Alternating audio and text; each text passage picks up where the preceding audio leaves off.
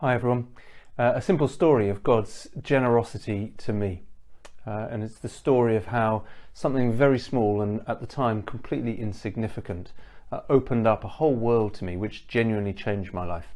And it took place when I was about 21 years old, just coming to the end of my time at university, wasn't sure what I was going to do with life, knew some things I didn't want to do, didn't want to go and work in a bank, didn't want to go and be a lawyer, but had no idea what I did want to do, except that I knew that there was something about community that really mattered to me, seemed to be kind of important in some way.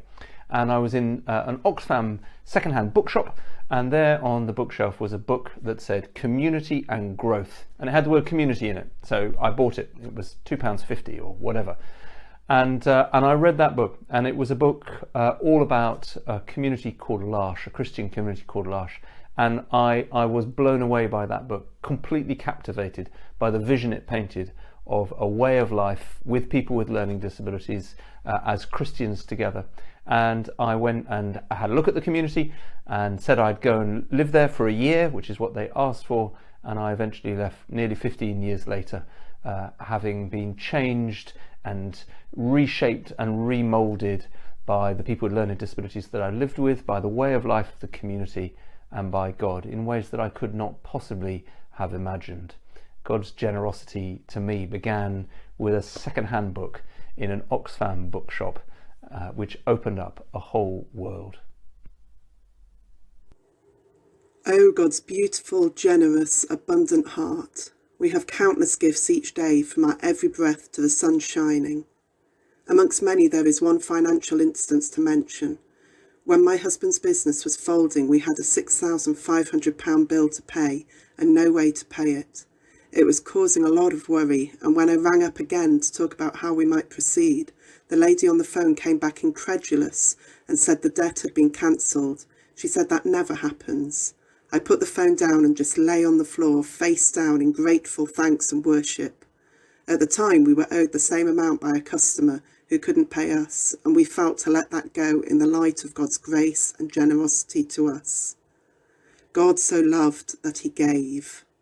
This is our Father's beautiful heart.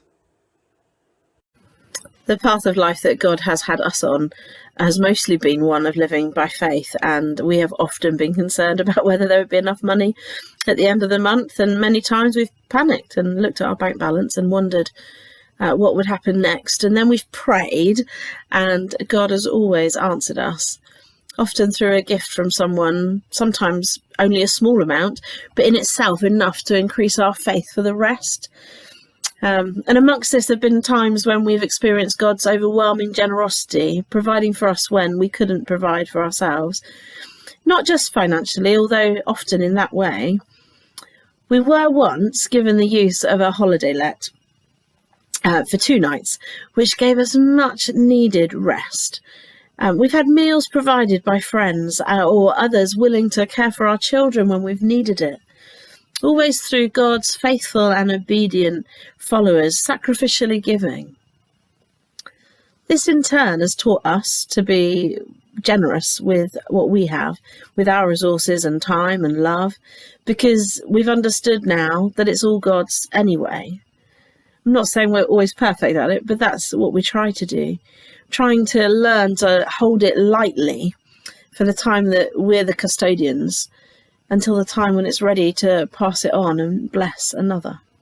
To think of God's generosity, it's hard not to see that in Cornwall. It's just everywhere with the beauty and creation that he's given us. But thinking about money, I've just recently finished my second degree studying theology and helping to run a church in Cornwall at the same time, just before moving here. And in that time, obviously I couldn't get a student loan, I couldn't get any support in my finances paying for my degree. And in that time I set up some support from different congregation members who were giving me money, helping me through this time, and no matter how much was thrown at us, it was amazing how always the right money turned up to support me and my family. In that time we had our first child as well, and my wife was on maternity leave, I was studying, helping run a church, and once on Dartmoor we were up there praying and just worrying and thinking, God, how are we going to do this? Our child's coming, neither of us work full time, what are we going to do? And as we got home, we got a message saying that someone has just donated £1,000 into our bank. And it's as if in that moment when we were praying, when we were worrying, God was listening and was generous in nudging someone we know to love us and care for us and support us in that time. I came here as rector to 4, now 5 churches in 2017. One of our churches was failing in motivation, faith and numbers, to the point where I was starting to pray about how the church could continue to be a presence in that community. I had thought about a joint parish and an ecumenical partnership. Then things changed. Firstly, they got worse. We lost a few older people who were key, and others, due to health, stepped back from important roles. We struggled on for a year. In prayer, I felt it wasn't the right time to do anything at that time, just to let things be. A new family moved to the area, and over the last 3 years, including lockdown, the church has begun to grow and reach out to the community. A leadership team is developing, and new people are making this church their regular place of worship. The Holy Spirit is most definitely at work in this place. God is a generous God. God's generosity is in my daily living, but I know I don't always recognise it. My first 42 years I lived my life not knowing Jesus as I do now, only as a historical sad story with no conception of what it meant for me and others.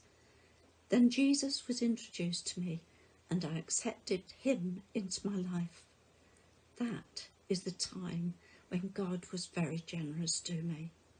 I've had the experience, I like to think, of a time without any thought of God being generous, and a time with a big-hearted, generous God.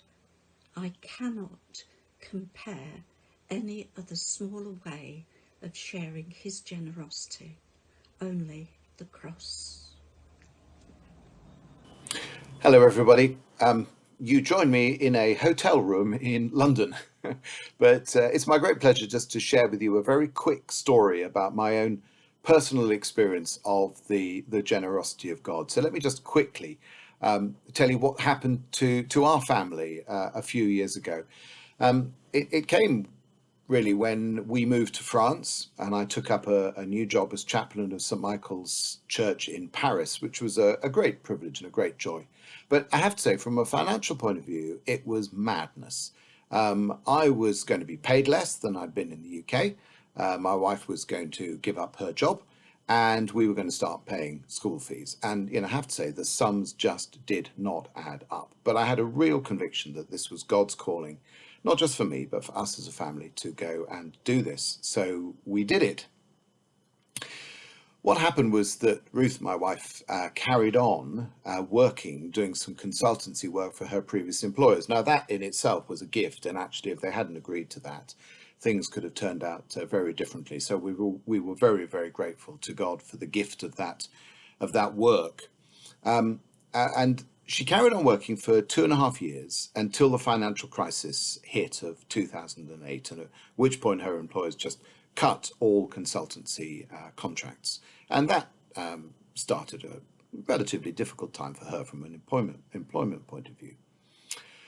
But we carried on paying the school fees, and when we came to finish paying the school fees, we realized that the work that she had done in that period of time had covered the school fees to within £10. So we were not out of pocket.